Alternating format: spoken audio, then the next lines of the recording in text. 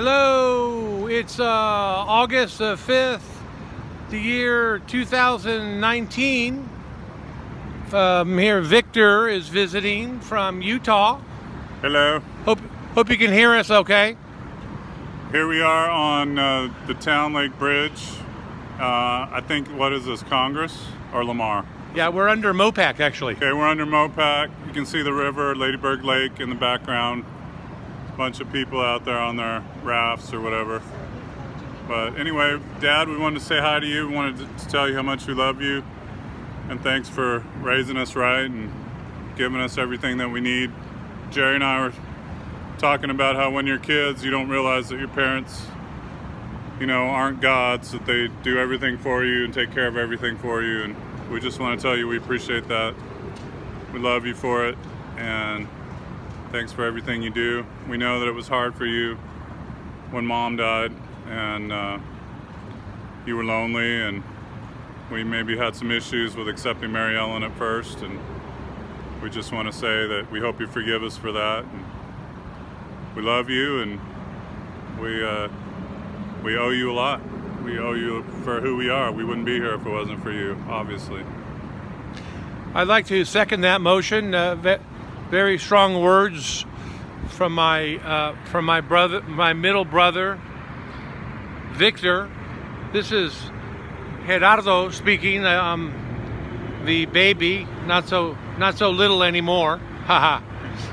But I'd like to echo the sentiments and tell you happy birthday, Dad. 87 years. It feels like it just flew by, but it's good to see you doing so well and that you're so vibrant and so active and participating in life, and your mental acuity is so high. We admire you and we love you, and just wanted to say that. Yeah, happy birthday, Dad. We were also talking about, Jerry and I were talking about how when we were growing up that you were right there with us at all our ball games and supporting us, playing catch with us. And even today, you still do that as much as you can. So we love you for that, appreciate that. It's helped me to be a better dad, that's for sure. Seeing the way that you model fatherhood, and we thank you for that, love you for that. So we're going to sign out. We're going to finish our ride, and I'm going to take Vic, and we're going to go do a little Barton Springs swim. So we're just going to sign off for now. So we love you once again. Happy birthday, Dad. Happy 87th. Love you.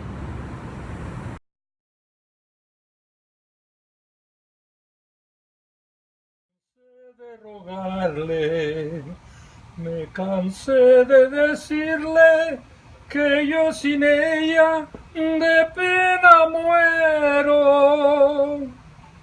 Ella no quiso escucharme, si sus labios se abrieron fue para decirme ya no te quiero. Yo sentí que en mi vida se convertía en un abismo profundo y negro como mi suerte. Ella quiso quedarse cuando vio mi tristeza, pero ya estaba escrito que aquella noche perderá su amor. Of 1955. New Year's Eve, 1955. Yeah. I got together. Amelia Flores and Gabriel Gustavo Garcia Jr. You're junior, right? No. Oh, Rafael was your father. So you're senior. Yes. Yeah, sorry. Gustavo over in Philippines is junior. Yes. Anyway, fire away. Take one. Okay. My buddy Kika Gomez and I picked up Amelia in Edinburgh at her home, and we went to a dance in Rio Grande City where the orchestra, the group playing was Beto Villa's orchestra. Yeah. And for the first time in a country dance, they had trumpets. Wow. And the music was delicious, very enjoyable. And the food was good too? Yeah, the food was good as well. Yeah. So it was very, very, very enjoyable. And then do you remember dancing with mom? Almost every single number. And then Yeah. after that, you knew for sure you wanted to marry her. Yes, I did. Am I putting words in your mouth, or was that true? No, it's the truth. Was that a pivotal moment in your relationship? That night at this dance? Well, it might have been, but I think by that time we were both very much in love. So, It was already a done deal. yeah, we had definitely had plans to marry. Uh-huh. And then just before we got married, Mom went around and bought a bunch of dishes and pots and pans from her brother Voyo, who had a community store. And we were driving home one night, and I said, you're taking a lot for granted buying all these items and everything, and I have never asked you to marry me. She said, we'll fix that right now. Will you marry me? I never heard that one. I never heard that. It's a true story. Yeah, it's a true story. In 1930, they decided to cross the river and come to Texas, and at the time my grandmother, whose name was Garcia, she was getting old and she was sickly, and one of the daughters, Tia Guadalupe, had stayed to take care of her. She said she had opportunities to marry but turned him down. She stayed to take care of her daughter, so I guess there was an incentive for my dad to come to Texas, and his brother Felix was a carpenter. So my grandmother hired her son Felix to build a home for my mom and dad. So they settled in a community called Relampo. It's close to Mercedes, Texas, 1930. And my mom couldn't speak a word of English, but she had a niece whose name was Maria Victoria Mora, and she loved to ride horses. So she'd ride her horse into our patio and tie it up and come and spend time with Mom. And I always appreciated the fact that she was, my mom was a stranger in a strange land, And Nena, who went by she went by the nickname of Nena, made it a lot easier for Mom to transition, into the Texas environment. And we were able to spend Nana and her husband's 50th anniversary with them in California. So they wanted the relatives, to come up with mementos of things they remembered. So I told them about her being a great horsewoman and coming and spend time with my mom. And she used to help my mom bathe me and diaper me and whatever, to help Mom take care of me, So I always say, and I feel she was my most favorite first cousin of all of them. Yeah. Maria Victoria Mora Bayi, she married a Bayi guy, so she was Mora Bayi. She lived to be about 96 years old, and I was privileged to read at her funeral. The children asked me to read, to do one of the readings at her funeral mass. So I was able to do that, and I felt very honored to be able to do that for her. And then what about your father? Can we hear something about your father? Yeah, well, my father was pretty much of a cowboy. When he was in his early 20s, I guess, he had a run-in with the Texas Rangers. So they came to try and disarm him. They said, we came for you to give us your pistol, and he said, well, come and get it. So he had a shootout with him. So True story. He wounded 2 or 3 Rangers, and then he went hiding in the woods. So while he was in hiding, his older brother Joe, who by the way was killed in the First World War. And, We'll take the jacket. and one of his nephews, Abraham, Actually, you know what? Give us a taking piece of that food out in, cake. We'll share a piece food of that out in the cake. woods. Chocolate one I was doing up? All right. So then, Big piece. then he skipped the river and went into Mexico, where one of his brothers, a brother of his father, had a ranch in an area called San Fernando. Yeah, the idea is to knock this tree down from the root so that we can put Gerardo's tree in its place. Uh-huh. And then we would have the hole all ready. At that time, all we need is a little root stimulator, Uh-huh. and it should be ready to go and take off. And this tree's been here for how long?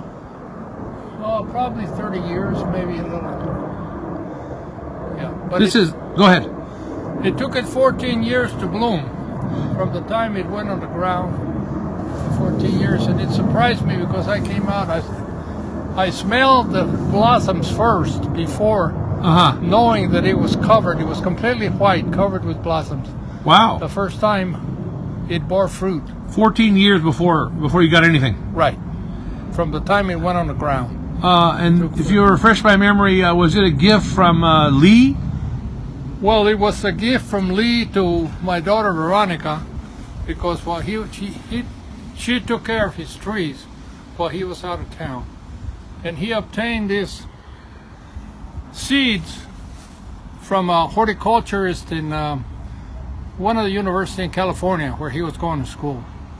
I see. And the professor told him that this particular variety would grow in Austin, Texas, and he was right. Huh. Interesting. Thank you for the information, and we'll pass this along to Gareth and see if he can help us to. You recognize the gentleman going across? No. See if he can help us Clear up this, uproot, to be specific. This old tangerine tree. Yeah, we believe that it's actually dead. Oh, look at that! You got it, Dad. It'll bust right there. Give it one more push. It's so dead that we're able to snap it in half. Look at that. Oh, look, you got some ants there. Look, Oh, yeah. they made a home there. Right. Anyway, I'm gonna sign off now. My dad just busted that tree. It was obviously dead because he barely touched it, and And it went down. broke in half like a toothpick. We're friendly, and we'd hit the bar Saturday night after we got off shift. We'd hit the bar. I forgot the name of it was, but it's kind of a funny situation because there were 4 of us in the crew, okay, and of course the crew chief Tony, forgot his last name right now. Anyway, he would order the first round. What were you guys drinking? Drinking beer? You don't remember what type of beer it was? Probably Budweiser, I imagine. Probably Budweiser. So anyway, then the rest of us would come around. So we'd order 3 rounds, and about that time, Tony would get up and dust his pants off, and he said, "Well, it's time for me to go home." So he would never ever buy the 4th round. Would you believe? And it didn't bother him whatsoever. But he got 3 free ones. Yeah, he got 3 free ones first, and then he walked away. What a scheme! Every week? Monday, Every week? Ready? every week, once a You week. guys never called him out on it? No, we didn't. We just laughed when he left. We just laugh about it. Yeah. So, Dad, when you were doing the jailing, you were the jailer. Yes. Yeah. You had a run-in with one of Mom's brothers. Came in drunk. His name was Lore. Lore, yes. Can you give us a quick synopsis? Well, what happened was that, there's a no-no entre la raza, que nunca le mientas a alguien la madre, and that's the first expression he did. So I knocked him to the floor. Meaning he spoke of your mother? Yes, and that's not acceptable. And Why did he do that? Because he was drunk. He was drunk. Nunca, what? What was Nunca it? le mientas la madre. Or not. In other words, the saying is, I mean, it's kind of a dirty word, but tu chinga madre, Really? you know. Yes. So anyway, they separate us from the floor, and when he got up and I started booking him, he told me, "You have been you have been dating my sister." Was it a secret? Was it a surprise? or No, secret? I don't think so. I think all the family knew. You already knew that was Amelia's brother? I didn't know it at the time. Oh, shit. No. Not until after I tangled with him. And the bad part of it was that Whoops. your Uncle Pipe drove out right behind the cop car. He followed the policeman, and he saw us struggling on the floor. And he said, "My brother has a very high position in the courthouse, and you're done for. You're finished." Oh my. Because of the altercation. Right. Yes. They're going to try and use So we it. went to court. We went to court, and then your Uncle Charlie, like, he was a very calm individual. I don't know What how was the well charge at court? Monday? What was the charge at court? Drunk and disorderly? Oh, yes. Drunk and disorderly. And so anyway, he left it. Your Uncle Charlie decided that we should just apologize to each other, and Did you have to testify?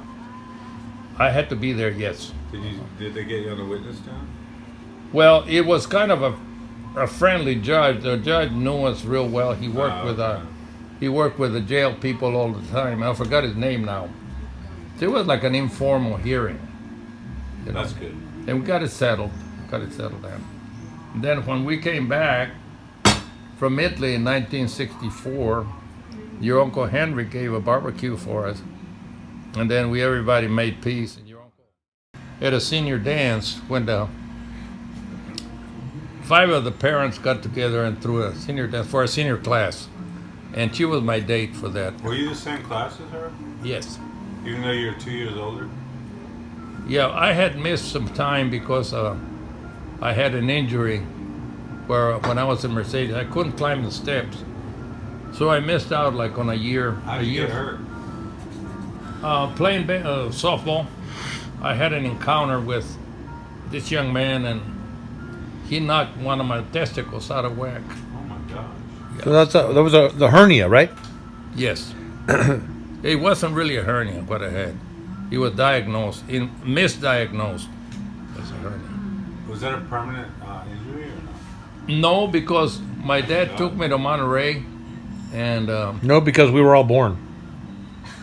It only takes one test. He was saved by and Mexico saved and him. so Yeah. the Mexican doctor did surgery on me. Great. Yeah. Wow. And then while I was recouping that night, one of the stitches broke on my circumcision. They said they would circumcise me for the same price. They said, this is better for your health and whatever. So we'll go ahead and do the circumcision. In addition to the surgery, they circumcised me. So they called the assistant surgeon, and he came over and he said, "Well, I don't have any anesthesia to give you." Shit. And I said, "Well, Get some go ahead and sew it up." Get some tequila. Oh my God. Really? Yeah, and he said, "I have never ever met a more calmer young man than you." I said, "Well, what good would it do to scream and holler? You're still gonna sew me up." Ow. What's going through your head when that kind of pain is? As I was praying probably all the time.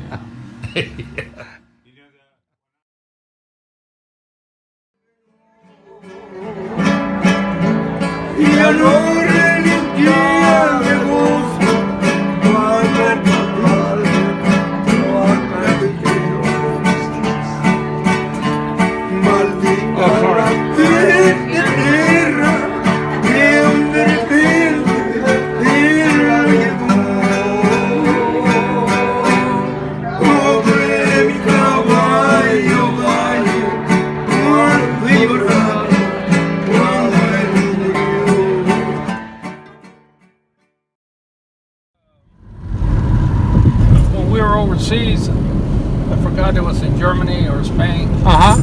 We started playing against the Marines, and the Marine team was pretty well undefeated. But I lucked out and beat him that night, and everybody was thrilled. Of course, we hit the bar right outside the gate, you know, to celebrate. Plenty of suds. Plenty of suds, yeah. Yeah. Did you pitch the entire game, or did you have to have a? Yeah. I pitched the entire game. Yes. Now this was a fast pitch softball. Is that correct? Right. Correct. Yes. And your catcher's name was by the last name of Miller. Bob Miller. Did he catch that game also? I don't know. There was another gentleman. Oh, someone was. Yeah, I can't remember Okay. his name. Did anybody get a hit? Did you guys actually skunk them? I don't remember if they scored at all, but we ended up beating them. And then they were a hard team to beat. They were real tough. They were very tough. They were known as the best team in the league. Wow. Yes. Do you recall where were we stationed at that time? I think I was in Madrid, Spain, if I'm not mistaken. Okay. Yeah. Interesting. And then they had a nice party afterwards. Yeah, and we had a nice party. I should remember the bar that was right outside the gate. There was a bar, and it was favorite bar of all the ball players. After we finished the game, go down there to relax and get some drinks. You know, have a few beers. Was this in Madrid proper, or was this on the airbase Torrejon? It was. I'm talking about. Actually, I have to backtrack. Okay. Because this particular game was played at Randolph Air Force Base. Ah, okay. At Randolph and. Which is in San Antonio. Yes, and the bar was right outside the gate in Shirts, Texas. All right. That's what the bar was. Oh, let me ask you about the pitching motion, if you don't mind. Yeah. I understand that it was an underhand. Yes. Was that hard to master that? I don't think it wasn't difficult for me, and I used what's called a windmill, a windmill type pitch. Okay. Yeah. You have to come around and you kind of whip it. Yes, exactly. Yes. Thank you for that story. You're welcome. Do you miss doing those kinds of activities? Not a whole lot. It was very enjoyable when I was doing it. Red light. I can't say I miss it. Oh, just to let y'all know, as a slight addendum here, we are on a trip at the moment. It is a Wednesday, the 25th of July, the year 18.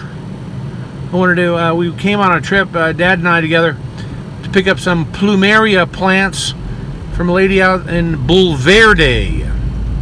And then we went to eat at a restaurant called Picadillo and picked up a few comic books. We got gas in the car and we're heading back to Austin. So that's all I have for now. So anything you wanted to add, Dad? No, but I appreciate being able to relate some of my past experiences. And we'll do an over and out at this point. We'll see you on the next episode.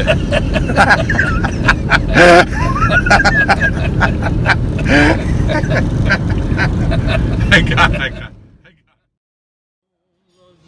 Mañanitas que cantaba el rey David, por ser días de tu santo, que las cantamos aquí.